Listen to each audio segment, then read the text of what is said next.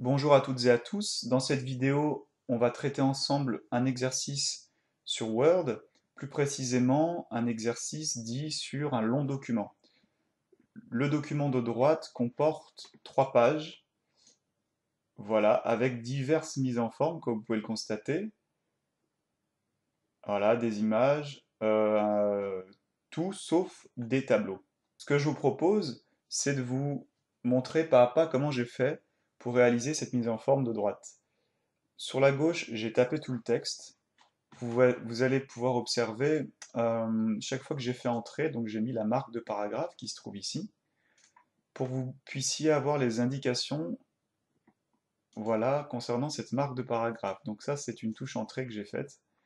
J'ai bien sûr supprimé les espaces entre les lignes, et on va avancer pas à pas sur les différents paragraphes. Je pense pas que ça tienne sur cette vidéo, du coup j'en ferai une deuxième, peut-être une troisième, comme je suis toujours limité à 10 minutes. Au départ, on va regarder ensemble, je sais que pour certains ou certaines j'ai donné des consignes, elles doivent être mises à jour, mais je vais directement aller me renseigner là à droite sur le document souche, on va dire. Donc on peut voir que le titre étant déjà vu Sérif 20. Alors, je vais cliquer une sélection ici. Bien sûr, vous imaginez comme si j'avais tapé. Je tape déjà vu Sérif. Il me le propose, je fais entrer. Je le mets en taille 20, je crois que j'ai vu. Et la différence aussi, c'est que nous sommes en majuscule. Donc je vais pas la peine de tout retaper, il suffit d'aller là en fait. Je vais dans majuscule, voilà, et je fais centrer.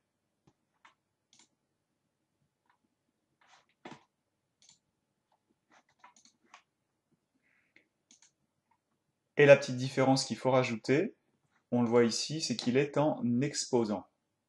Alors cela va nous permettre de gagner un peu de place, mais là j'ai l'impression, déjà vu Serif, voilà, je vais juste vous remontrer cette partie. Alors je sélectionne, je mets en ce qu'on appelle en exposant pour qu'il soit un peu plus petit, mais quand même un peu plus haut. Et ici, vous avez vu, j'ai tapé déjà vu 100 et j'ai pas fait attention.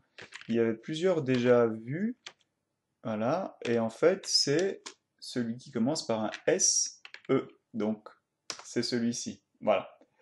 Ensuite, je mets une couleur orangée, donc on va rester sur celle-ci.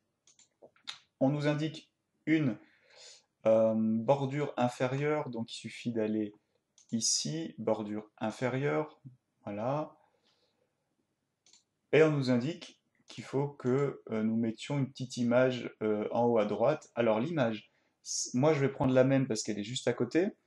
Vous pouvez récupérer une image du même genre, Yin et Yang, sur Internet, euh, gratuitement, et vous la collez à cet endroit. J'ai pas mis précisément il me semble pas que j'ai mis des indications sur la largeur et la longueur, mais on va regarder.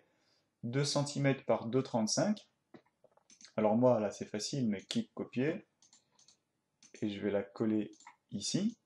Donc, je vérifie quand même en double-cliquant sur l'image, 2 par 2,35. Si ça marche pas, vous voyez là, j'arrive pas à retrouver exactement la même chose.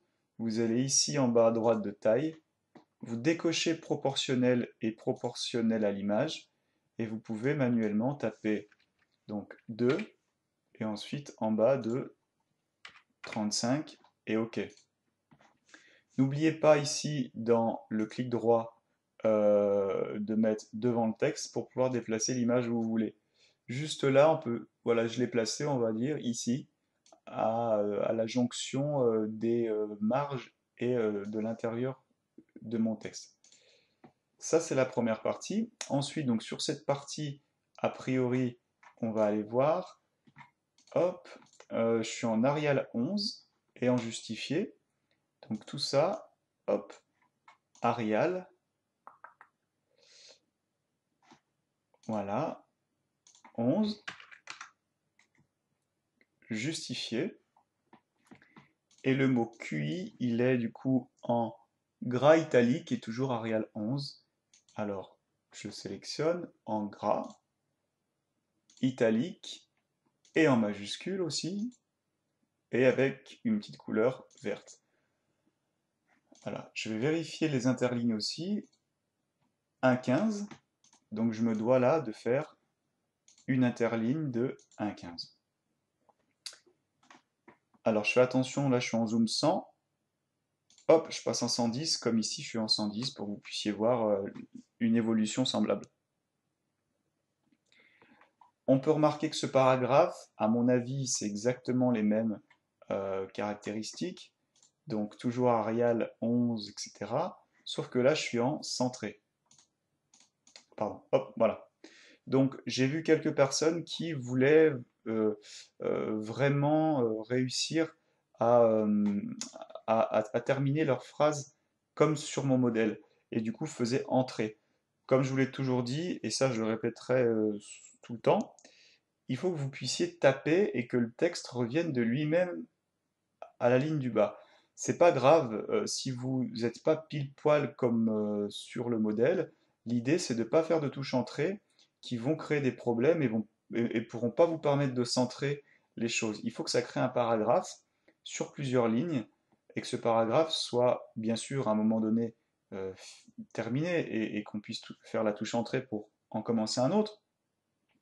Mais si vous faites ça à chaque ligne, lui il va penser qu'il y a un paragraphe par ligne et du coup il va pas faire bloc. Alors qu'ici, vous allez voir, alors je vois une petite différence, je m'étais arrêté à 5 disciplines, voilà.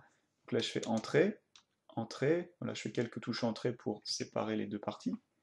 Je dois resélectionner, et là, je peux centrer. Voilà. Là, j'ai une touche entrée qui s'est mise ici, alors je ne comprends pas pourquoi. Du coup, vous voyez, ça donne une majuscule, je vais la supprimer, hop. Voilà. Alors attendez, il y a un point aussi là, c'est normal. En fait, c'est normal. D'accord. Et là, on est pile. Ensuite, je continue sur le paragraphe vert et je m'arrêterai sur cette vidéo avec ça. Peut-être même que j'aurai pas le temps de finir. Je vais devoir faire passer tous ces mots à la suite les uns des autres. Donc, je me mets devant la virgule, je fais supr pour supprimer la virgule une première fois, supr pour supprimer l'espace blanc, entrée, supr pour mettre la majuscule. Pareil ici, supr une fois, deux fois, entrée, supr, je mets la majuscule, etc., etc., jusqu'à la fin, pour avoir tous ces mots alignés, hop, jusque là. La seconde chose à faire, c'est tout sélectionner, de décaler, on va regarder ici où il se trouve, à 3 cm, donc le sablier, je décale tout, à 3 cm. J'utilise ce qu'on appelle l'onglet bordure et trame. Je vais choisir dans bordure et trame un contour double de partout. Je vérifie que je suis dans paragraphe et pas dans texte. Et je vais lui assigner une couleur verte. On va choisir, disons... ah, je me trompe. Ça, c'est la couleur pour le contour, pardon. Hop. Et je vais lui assigner une trame de fond verte, comme ceci. On remarque là un léger décalage entre l'espace du bord gauche et les mots.